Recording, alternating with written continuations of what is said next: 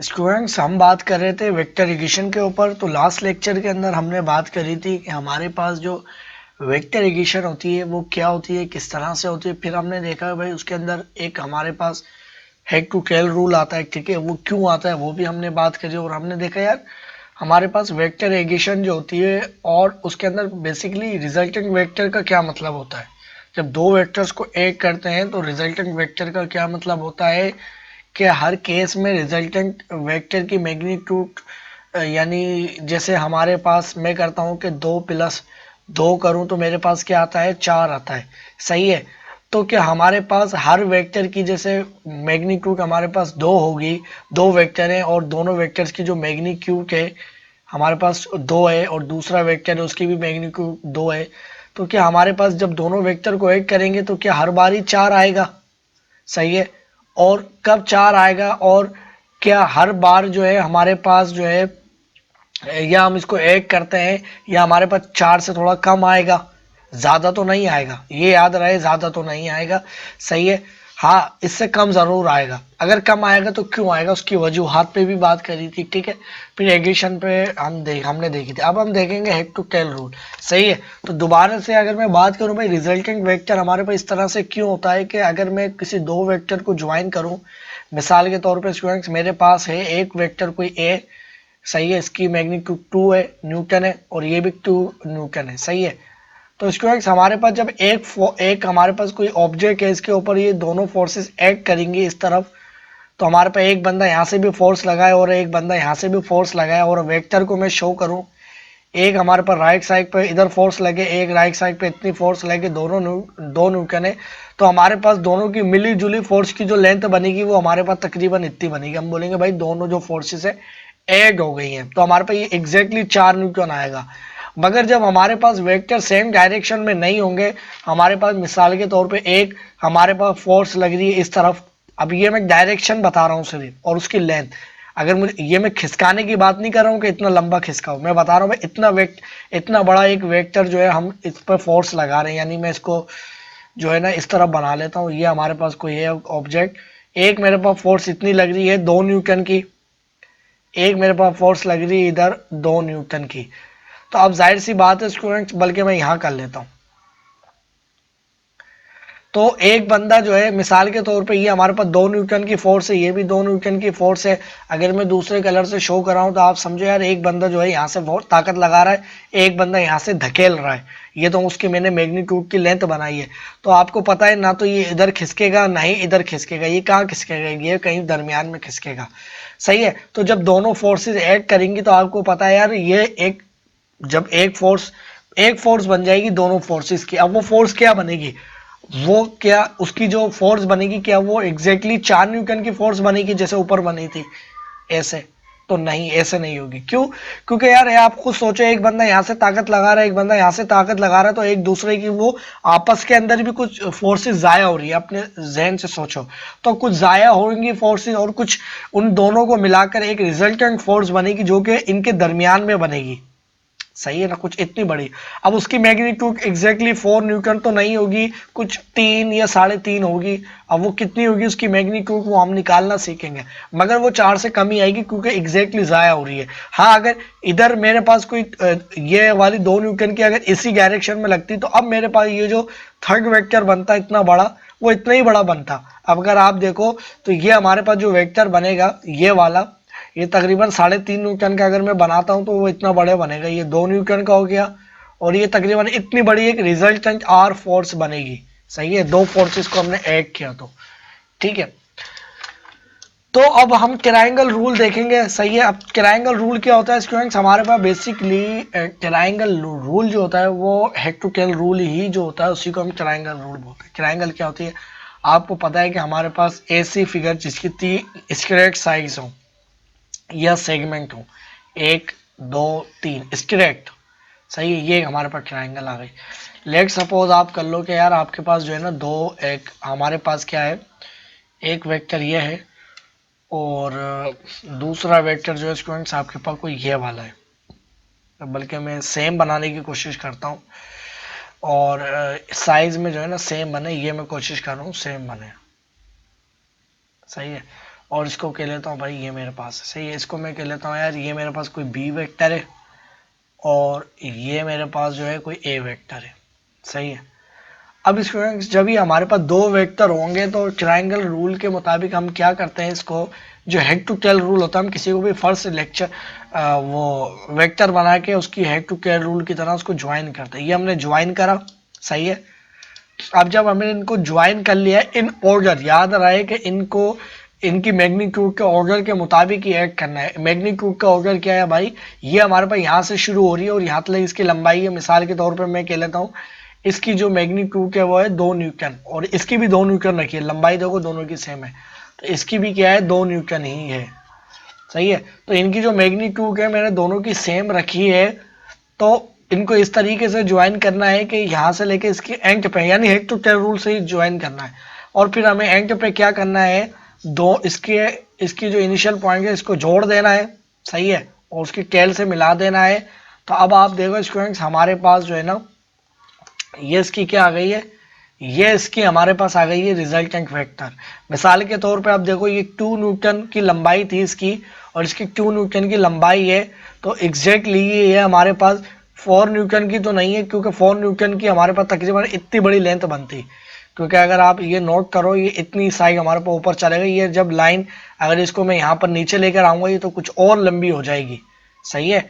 तो ये हमारे पास जो लाइन जो है ना ये इधर आ जाएगी, तो हमारे पास ये लाइन इतनी लंबी है, तो हमारे पास ये 1 और ये 2 तकरीबन इतनी लंबी लाइन बनेगी, मगर वो थोड़ी सी उठ गई है तो हमारे पास इतनी लाइन बनी है। ये इसकी जो मैग्नीट्यूड होगी तकरीबन मैं कहता हूँ ये होगी 3.7 न्यूटन होगी, एग्जैक्टली 4 नहीं होगी, ठीक है।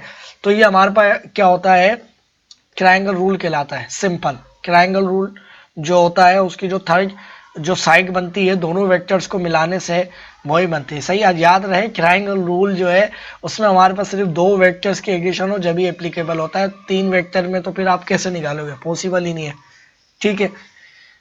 और अगर हमारे पास जो है, अच्छा ये बात याद रखना कि आपके पास जो है ना 2 वेक्टर्स के लिए होता ही है हेड टू टेल रूल, भले कितने भी वेक्टर्स हो उन सबके लिए। अगर मैं बात करूं पैरेललोग्राम रूल की, तो भाई पैरेललोग्राम क्या होता है, तो पैरेललोग्राम हमारे पास ऐसी फिगर होती है जिसकी 4 साइड हो। कैसी फिगर, जिसकी 4 साइड हो, 1 साइड, 2 साइड, 3 साइड और ये 4 साइड, सही है।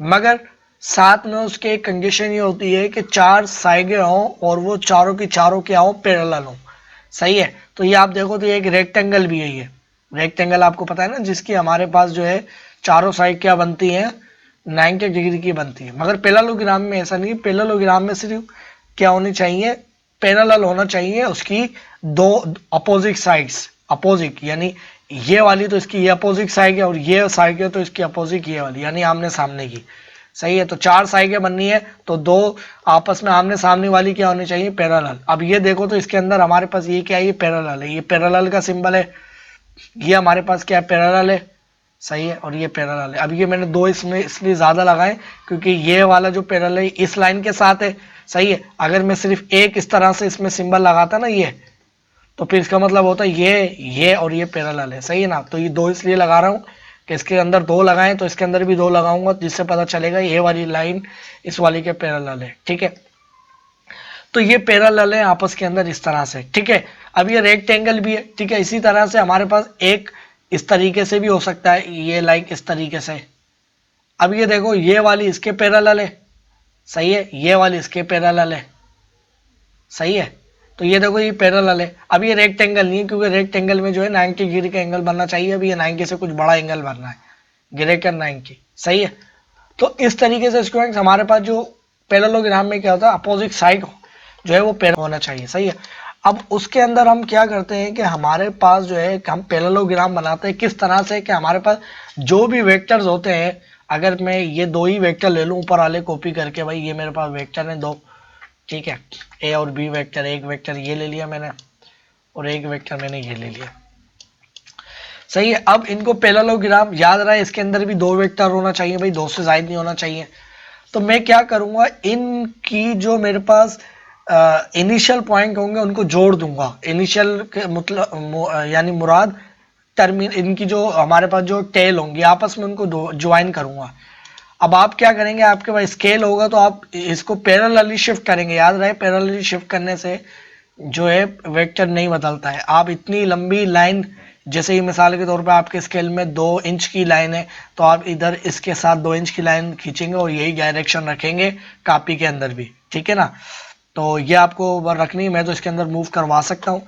यानी जो है ये जैसे इधर बनना है तो आप इसी डायरेक्शन में इसी तरह से स्केल को इसको नाप के और इसी तरीके से आप इधर बनाएंगे और डायरेक्शन वही रखने की कोशिश करेंगे, पैरेलली शिफ्ट करेंगे। तो मैं पैरेलली शिफ्ट करके इसको यहाँ पर ला सकता हूँ। ये मैंने पैरेलली शिफ्ट करवाया, ठीक है। फिर उसके बाद क्या करना होता है स्टूडेंट्स, हमारे पास हमें इसको जब दोनों उनकी 2 वेक्टर्स की आपस में जब इनिशियल पॉइंट ज्वाइन कर लिए तो हमें सिंपल ये करना होता है, एक पैरेललोग्राम बनाना होता है। भाई पैरेललोग्राम कैसे बनाएंगे, तो पैरेललोग्राम क्या होता है, जिनकी अपोजिट साइड जो है वो क्या होती है, पैरेलल होती है। तो अपोजिट साइड, और जाहिर सी बात है तीनों जो चारों जो साइड होती है आपस में मीट करती हैं। तो इस आप मैं इसी को जो है कॉपी करूंगा और इसके सामने, इसके अपोजिट साइड इसके सामने बनेगी जो कि इससे ज्वाइन कर दूंगा। ये अपोजिट साइड आ गई, ये वाली अपोजिट साइड आ गई। इस वेक्टर को भी कॉपी कर रहा है, यहाँ पर लेकर आ गया, ये इसकी अपोजिट साइड आ गई। याद रहे ये पैरेलली शिफ्ट हो रही है, सही है। तो ये मेरे पास जो है ना, ये देखो पैरेलली शिफ्ट करवा रहा हूँ मैं इसको यहाँ पर।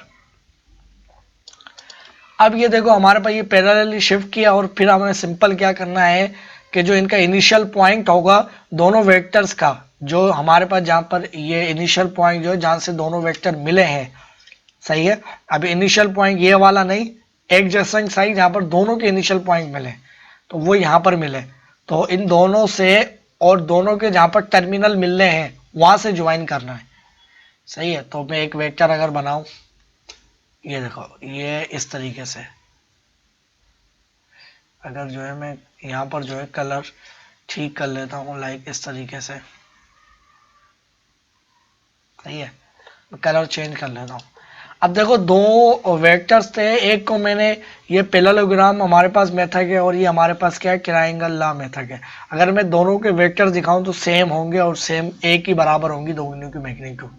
ये देखो मैं आपको इधर जो है पास करके भी दिखा देता हूँ। तो देखो दोनों जो है हमारे पास क्या है, बराबर है। याद रहे ये हमारे पास 2 न्यूटन का था, ये भी 2 न्यूटन का था। अब ये जो वेक्टर आया होगा ये हमारे पास क्या होगा, हमारे पास होगा लेस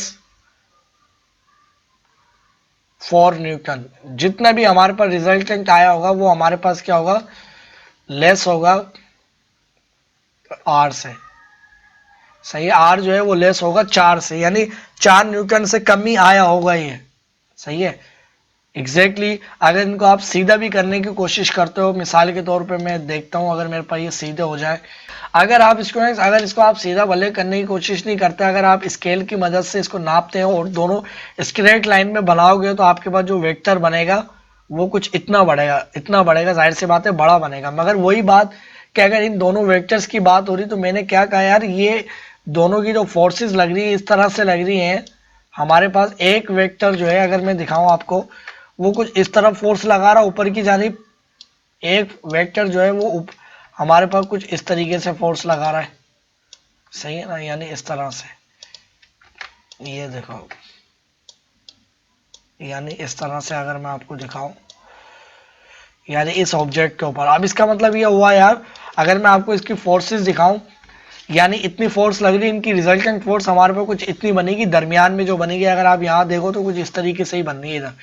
तो इनकी जब वो हमारे पास इस तरह से बन रही है, अगर कोई ऑब्जेक्ट लेकर मैं आपको एग्जांपल दिखाऊं कि भाई हमारे पास अगर कोई ऑब्जेक्ट है, सही है, ये हमारे पास एक बॉक्स है, तो समझ लो एक हमारे पास जो है बंदा इधर से धकेलने की कोशिश कर रहा है, सही है, और एक बंदा यहाँ से धकेलने की कोशिश कर रहा है। तो आपको पता है ना तो ये इधर जाएगा ना तो ये इधर जाएगा, ये दोनों की फोर्सेस जो है आपस में कुछ मिक्स होंगी, कुछ कैंसिल आउट होंगी, और फिर जो भी दोनों की फोर्सेस का जमा बनेगा, यानी दोनों फोर्सेस मिला के जो एक फोर्स बनाएगी वो कुछ इस डायरेक्शन में मिलेगी।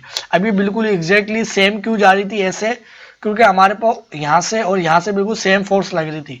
अगर ये वाली फोर्स जो है मिसाल के तौर पे 3 न्यूटन की हो जाती, यानी ये वाली फोर्स अगर धकेलने के हिसाब से मैं बड़ी कर देता, फिर ये ऐसे नहीं जाता, फिर ये थोड़ा सा ऊपर जाने की कोशिश करता, क्योंकि नीचे जो ऊपर धकेलने की फोर्स है वो थोड़ी ज़्यादा है, ठीक है। तो ये हमारे पास क्या होता है, पैरेललोग्राम रूल और ट्रायंगल रूल। ठीक है, ये कोई इतना बड़ा काम नहीं है, ना ही कोई इतनी बड़ी चीज है। ठीक है।